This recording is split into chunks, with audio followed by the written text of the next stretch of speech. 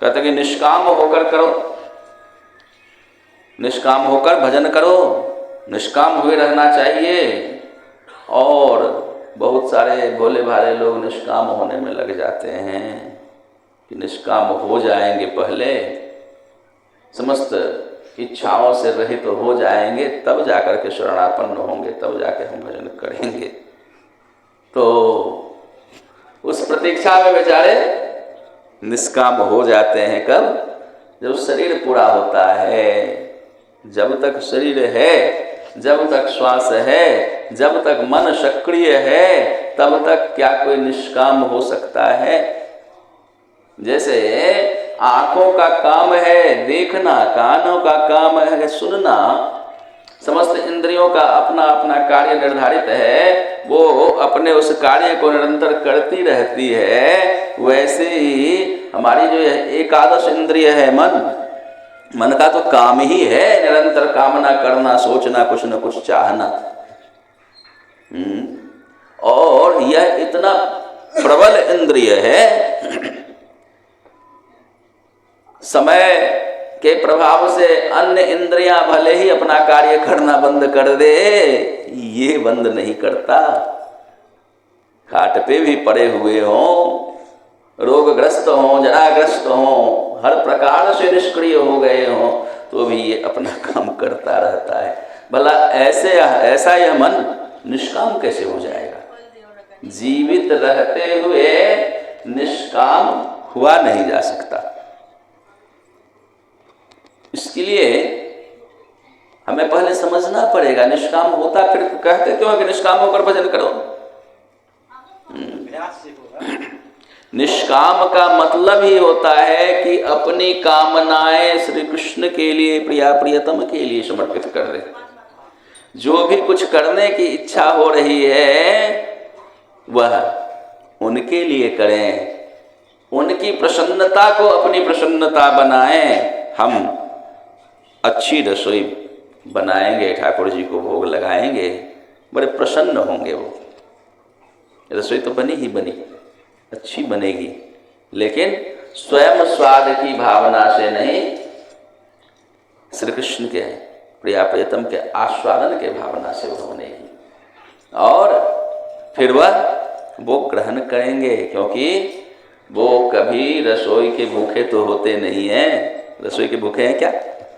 किसके भूखे हैं? भाव के भूखे हैं। भावग्राही जनार्दन, भावग्राही हैं।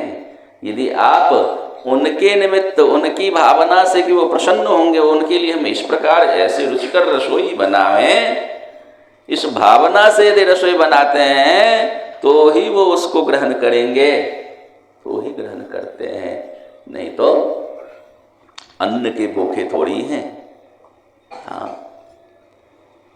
उनके निमित्त हम अपनी इच्छाओं को उनके चरणों में अर्पण कर दें, वो उनकी इच्छा को अपनी इच्छा बनाएं। हमारा मन बता दे प्यारे क्या चाहते हैं। यह है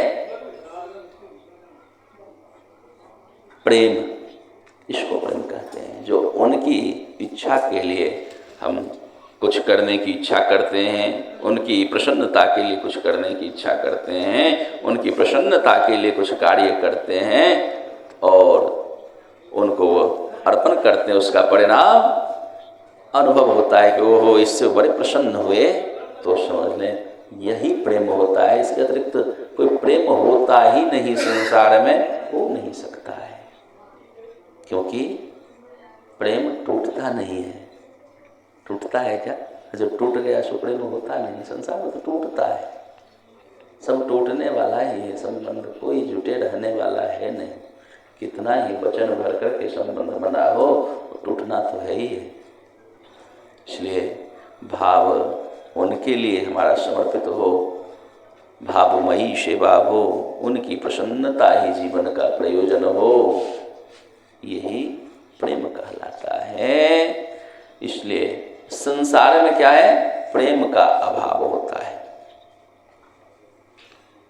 सब कुछ है यहाँ भरा हुआ, यदि अभाव है तो बस प्रेम का अभाव है, क्योंकि यह अलौकिक वस्तु है। इसे संसार में रह करके, संसार का हो करके कोई धारण कर नहीं सकता है, व्यवहार में उतार नहीं सकता है।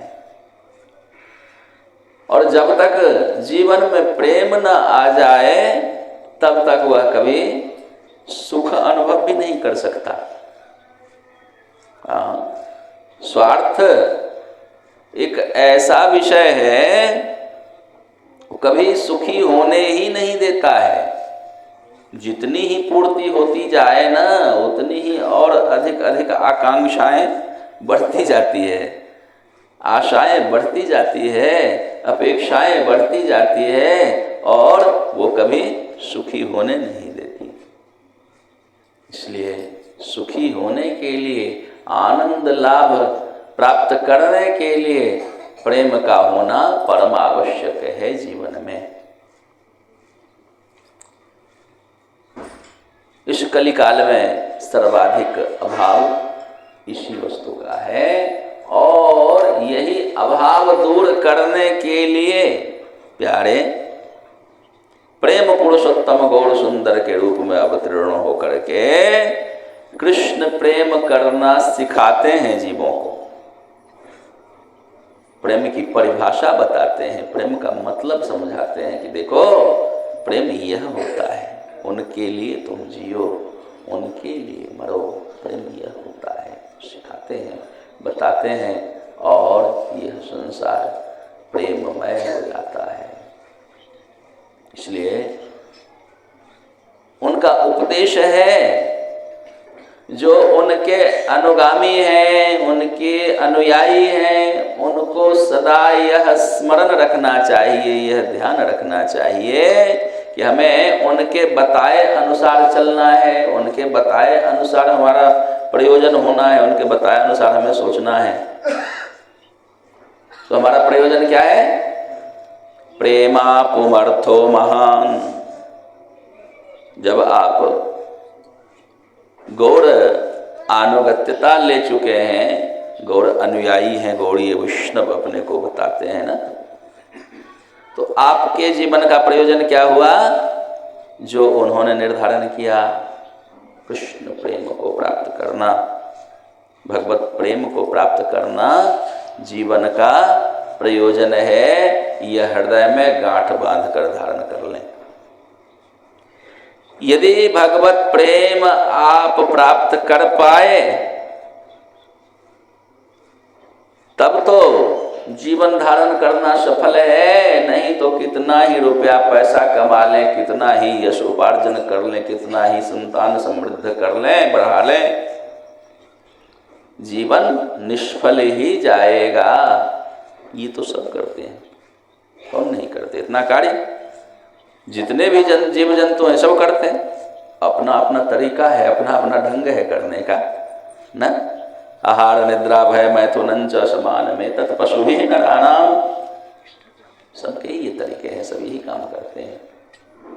आप जीवन सफल करना चाहते हैं, हम जीवन सफल करना चाहते हैं, तो श्रीमन महाप्रभु के बताए मार्ग अनुसार हम चलें और प्रेम प्राप्ति को ही प्रयोजन बनावें।